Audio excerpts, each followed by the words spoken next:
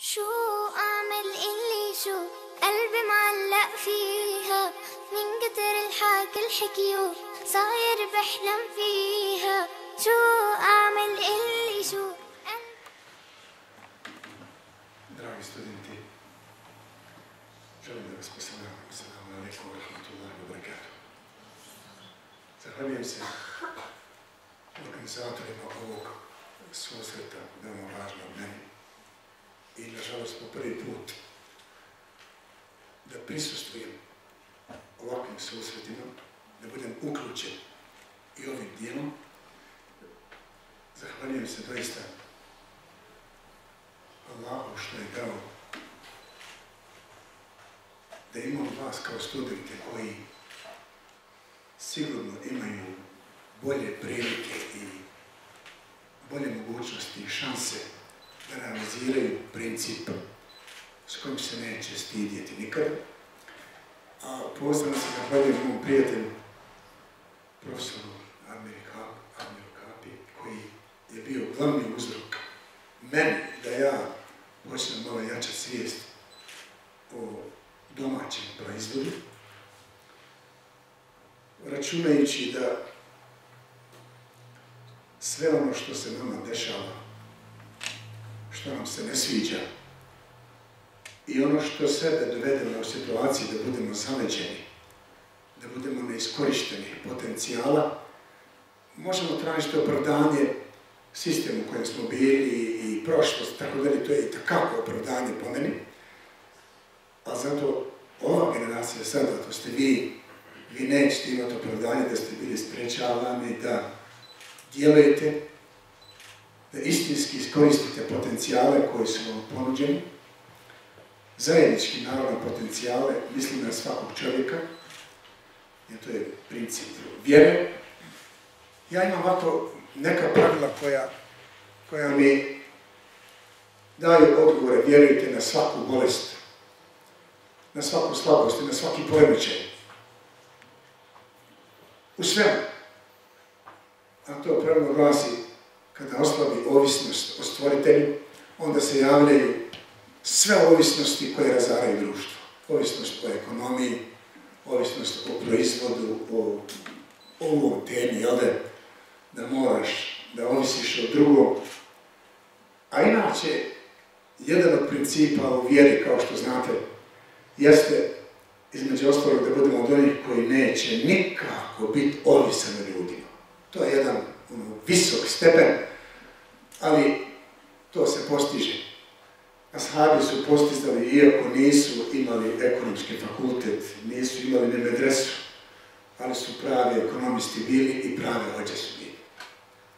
Ali su imali živu riječ, imali su ono što nama danas najviše fali, jer ta živa riječ prelazi sad i preko štampe i preko medije i tako dalje, dok ona dođe do srca trebaju stvarno vrijeme i period. Zato se nalazimo kao društvo u raskoraku između onoga što imamo u glavi od projekata i na terenu, kad je u pitanju realizacija onoga što bismo želili da promijenimo odnos i stanje u zajednici.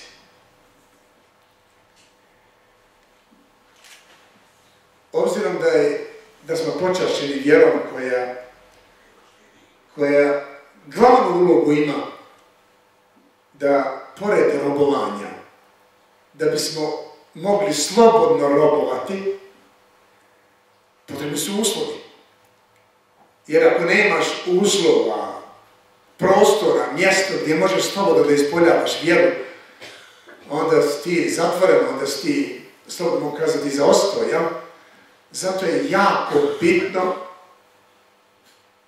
kao vjernici, kad se već deklarišemo, da uključimo svijest o vjeri koja inače ima u principu prevenciju. Unaprijed kako izaći iz problema kad u njega upademo. To je Božji poslanik, što sam rekao. Vjernik unaprijed zna kako će izaći iz problema kad u njega upade. A mi inače ne samo da ne razmišljamo o uzrocima problema, nego plaho uživamo da komentarišemo probleme u koje upadamo i onda smo eksperti za dijagnosticiranje stanja i bolesti zajednice, to znamo, međutim, kada je potrebna adekvatna, konkretna terapija, tu smo nekako tanki i onda se gubimo. Ja nekako najviše volim da otkrivam uzroke, jer kada otkrijem uzrok belaja, onda je, vjerujte, već problem, ako si iskren, već je problem riješen, unaprijed. I još je interesantna i borba do realizacije, dakle, tog problema i zanimljivo, interesantno, i još zanimljivije su prepreke na putu da realiziramo taj projekat. Vi znate dobro da smo, inače kao zajednica, zbog pogrešnog pristupa, inače i imetku, nalazimo se ne samo kao pojedinci, nego kao kolektivi, kao institucije koje su zadužene da gaje sistem vrijednosti, moramo priznati da je i takako nekako autoritet pao. Tako da nekako ono, kad ispred institucije neko rekao koliko je bitno to i tako dalje, međutim, nema snage taj govor, ne dolazi do nas i nemamo snage kada realiziramo. Još pogotovo kad imamo direktno jasnu sliku da vidimo da je to samo priča, a nema djela. Ja sam se volio uvijek baviti, kao što rekao malo prije, da vidim kad saznam koji je razlog, kako se gubi autoritet, onda ću raditi na tome. Da ne dozvolim ja kao pojedinac da gubim autoritet kojeg ću dobiti.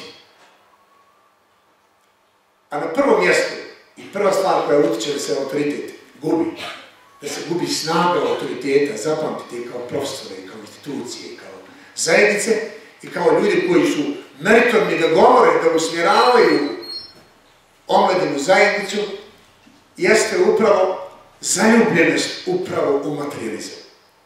Kako je Božji poslanik rekao, kada moj umet počne da liče materializam, bit će im autoritet vjere iščupan iz srca.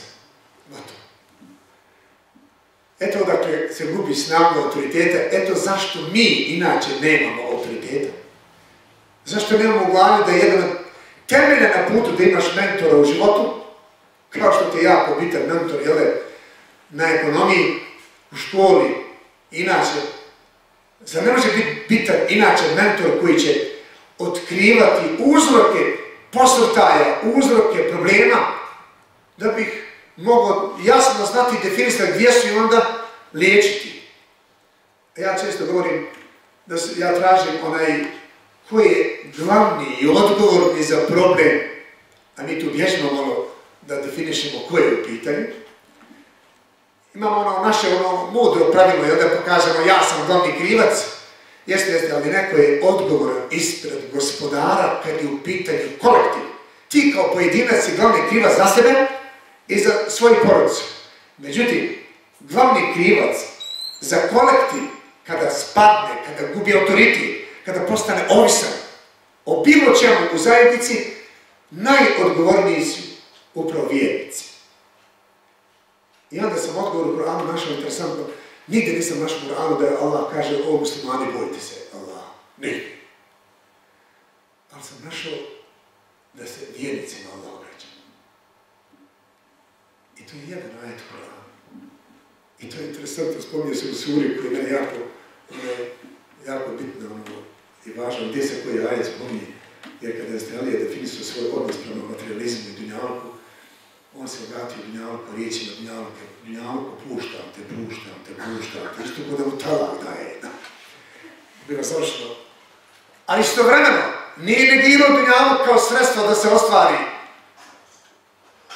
da se omogući slobodno djelovanje, pa i ispoljavanje vjere. Čak je rekao, nemojte psovati dunjalku, jer je to dobra jahalica vjerniku za onaj svijet. Čuj, jahalica dobra. Izgleda da nas ta jahalica jaše, ona nas ovdje. Onda se otvara ovaj ajet, kad kaže Allah, fattakullaha ja ulil albab alladina amanu. Jedini ajet u Kur'anu u kojem se otkriva upravo razlog jasan, da znamo da su vjernici glavni krivci za svaki problem koji se dešava u zajednici. Vjernici koji klanjaju posto, koji bade čine tako. Ne muslimani, nego vjernici. Budite svjesni Allaha. O vi vlasnici srčike, srži, razumijevanja. O vi koji vjerujete. Jer kad se udaljimo od obaveza kao vjernici, onda sami sebi upravo naručujemo da budemo ovisni i kao pojedinci i kao zajednice. Ovo je samo jedan resor o kojem sam pričao, gdje kupimo domaći i tako dalje. Ali moje krivice je bilo što ja sam, recimo, nisam bio svjestan da vidim koliko je to bitno. I sad kad se nađem u situaciji da kupujem, vjerujte, i danas bude ono, znaš, što nema ovdje, a drago mi pravo kad dođem, hoću to i tu, pa nema. Žao mi je, izađem i tako dalje, i onda kasnije, pogotovo tu ono znam ko osobu i tako dalje, gdje je šef, da ga vidim malo ko je. Samo da ga vidim, nakon da ga pozdravim i to sve jedno ko je. Čak i da je nemusliman, a ovdje živi u zajednici ovoj, i njemu ću isto tako reći, imaju proizvodiš veće svoje.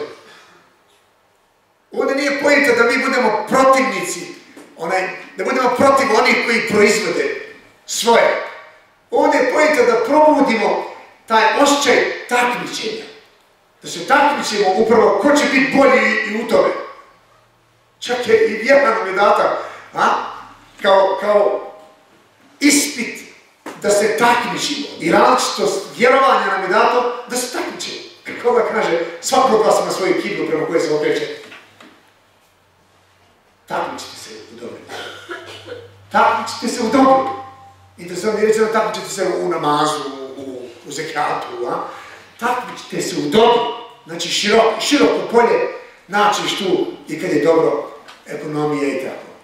Kada govorimo o uzrocima od kojih su jako bitni da riješimo problem s kojima se suočavamo, jako je bitno da znamo i, dakle, praksu poslanika, zato sam namjerno rekao, nisu ashabi završili niti ekonomiju, niti medresu, ali su dobro hođirali i dobro su ekonomični bili, zato što su pratili, istinski su želi da saznaju koji su to principi kojima se ostvaruje ugled i snaga na oba svijeta. Jer kako se udaljavamo od tih principa, mi onda naručimo ove bolesti upravo, sad ćete vidjeti, ja sam namjerno nekoliko termina uzeo da ih podijelim sa vama, i kada malo o uzrocima razmišljamo, tačno ćemo vidjeti, evo šta sam naručio. Pošto je temelj zdravog društva na svim poljima, da bude zdrav pojedinac. Zato je u islamu jako bitno da on kao pojedinac, prateći praksu poslanika, prateći Kur'an, smjernice univerzalne, on uspijeva polako da vlada jačinom svijesti, da vlada i upravlja u svojoj kući, u svojoj porodici. Jer ako on ne vlada u svojoj porodici, nema šanse da on može biti dobar ekonomista, zapamtite. I onda sam tražio riječ, što znači ekonomija, jer je bilo baš interesantno i odgovor pravi. Neću vas pitat, niste ga ispitali. Ekonomija znači, sad etimološko značenje, koje se inače spominje inače u liječnici i tako, upravljanje kućom. Či molite, upravljanje kućom. Šta to ti trebaš da upravljaš u kući? Znači, džaba ti je, nema ekonomije ako ne upravljaš u kući. Nema šanse.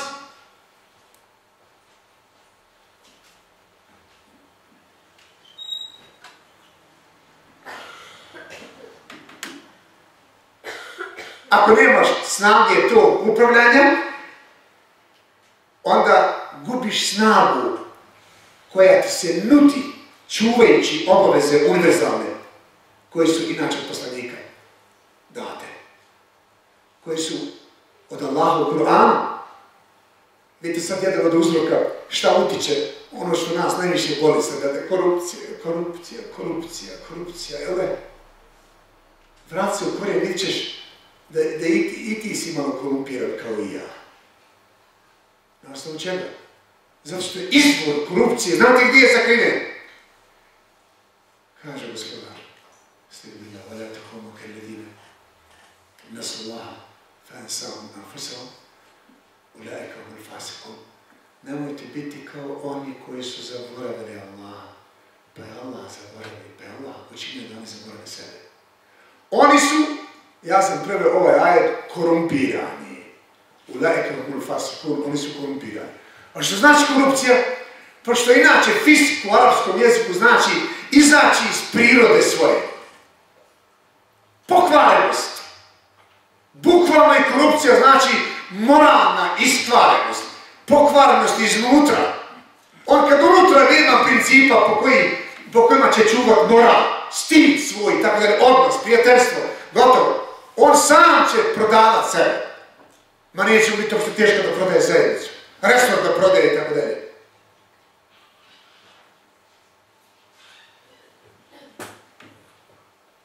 I još koliko hoćete principa koji je poslanik kroz hadise rekao. Znate na hadise? Vjernik vjernika neće na cjedilu ostaviti. Vjernik vjernika neće iznevjeriti. Vjernik neće se odmetnuti od brata svog. Sad sam rekao ove 3 stvari.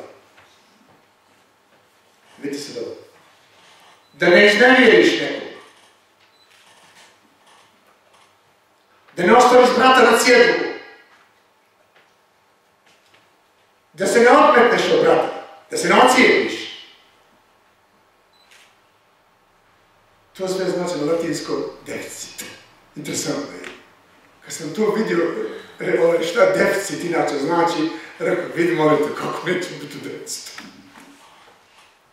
Ko bi to rekao? Znači što još znači deficit? Prijeći u drugu stranku.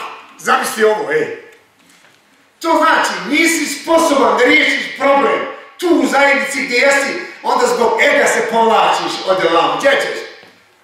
Sad ću ja kazati ima kako se rješava problem zajednice. Jašto? 180 stranaka. Koliko ima stranaka? Ja tako otprilike? 180 stranaka. Čim iznevjeriš brata, zapamti. Čim ostaveš brata na cijelu, i tekako si kao zajednice u deficitu. Sigurno, u gubitku to neopisivo.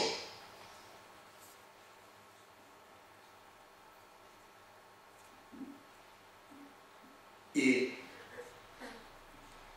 još jedna stvar, ako nismo naučili kako ćemo vladati sobom, kako ćemo vladati kućom, upraviti i tako dalje, mi smo sami naručili da jednostavno nemamo ugled i autoritet kod svoje djece. Djeca počne, bježiti od kuće, ne interesuje. I onda se pare troše na te bolesti koje smo mi sami naručili. Sad da moramo liječiti, ljude od droge, od ovoga, od onoga, što? Korijen toga vidit ćeš, nema roditelja autoritet kod djeteta. Ili tako maltretira svoju djecu, jednostavno djeca bježe, ne žele kući da dolaze uopšte. I onda mi je bio interesantan onaj termin koji često koristimo. Ne znam da ste čuli za njega. Kaže ekofobija. Jesi ti čuo za to? Šta je ekofobija? Nisi. Što volim iskreno, znaš kako mi drago, znaš. Ekofobija znači strah od opakih ukućana. Mi ganjimo ekologiju, a ekofobija razvaljuje naš. Nije islam inače protiv ekologije. A ti si poremećaj napravio u pristupu životu. I onda kako ćemo naopačke da rješavamo problem? Zato samo treba pustiti da generacija nekako izumre nekako, koja je načeta komunizmom, a ja sam u tvojoj generaciji, vjerujte. Osjetio sam na sebi kako me zapadnuo onaj vjetar materializma i sebičnosti i egoizma i šta me briga drugi ima ili nema. Vjerujte, to je činjenica. Ali vi ste malo nekako oslobođeni toga. Zato nekako imate ovaj zdravi pristup. Zdravi pristup imate pravo. I samo treba ljubomornije tome pristupiti i polako ozbiljnije krenuti sa najljepšom metodom. Opet naćete opet u principima koji su opisani od poslanika i to preventivno djelovanje. Da ne bismo zarobili sebe, dakle, i da budemo ovisni i o samoj proizvodnji i da ne dođe dan čovječe, evo koliko uzimo vodu čovječe, Pet vode i negazirani pića, 118 miliona prošle godine deficit. 118 miliona prošle godine, vodu čovječe uvozimo, sam ste to. Što? Zato što, znate kad da kupimo, ne? I sad ne mogu vala Pavla ko nekakva naša bljutava. Sumanula nam podeli primjer ashaba, kada je slao sam, to je poznat sam svima ovom primjer, ali taj meni primjer nekako je temelj i tim će završiti. Šta je slao, rekao sam sad, ko bude kupio ovaj bunar, kaže, kupio džennet. U drugoj predaji kaže, ovo sam kod od vas da kupi džennet. I odmah ashabi, malo koji su imućni, imaju više para, ste Osman bio biznismen svjetski. I on kaže, Bože, postoji šta je pita, kad bunar, jedan jevrej prodaje i tako ne. I on otišao da vidi tamo kod njega šta, kako, i je bilo malo žao da prodaš skroz, rekao mu, ne mogu hajmo ako možemo pola. Dakle, heftu, da bude tvoj bunar, heftu moj. I šta se dešava? Ashabi su punili svoje mješine, kad je hefta bila Hasti Osmana, i bljutavu vodu su pili. I čekali kad opet voda, pitka bude, da nije bljutava, saborili, samo da bi kasnije sam doveo taj jevrej sebi šta da kaže, ne mogu izdržati ovo, nekako odo ja propado, kupio cijeli bunar i tako. Znači, ashabi mogu bljutavo da pije, jel? A mi nema Pavlaka nekako, još, ne mogu nikako, ovaj deterđent mi nekako sve mi izgušva nešto, eto. Ovo je stvarno prilika za sve nas, pogotovo za vas, koji pokazujete stvarno ravnopravan, pravedan pristup i vjeri i nauci, to nam najviše fali, zapamtimo, jer nema istinskog napretka ako ne bude se napravi ovaj spoj. Jer upravo Allah diže stepen onima koji su napravili spoj između vjere i nauke. Ja se zahvaljujem. Ne sumnjam, vjerujete, po vašem djelovanju, vidim to srećem i tako, da pokazujete Bogu samo još više, neumorno, nemojte žaliti na tom polju kad su već otvorena polja da studirate, a niko ti ne kaže što se pokriva. Niko ti neće reći to može biti pojedinaca, tako dalje, ali već su skinute barijere, razbijene predrasude, iskoristimo ovu priliku. Ne znam, hoće nam se ukazati. Sljedeći put. Hvala na pažnji za ovo.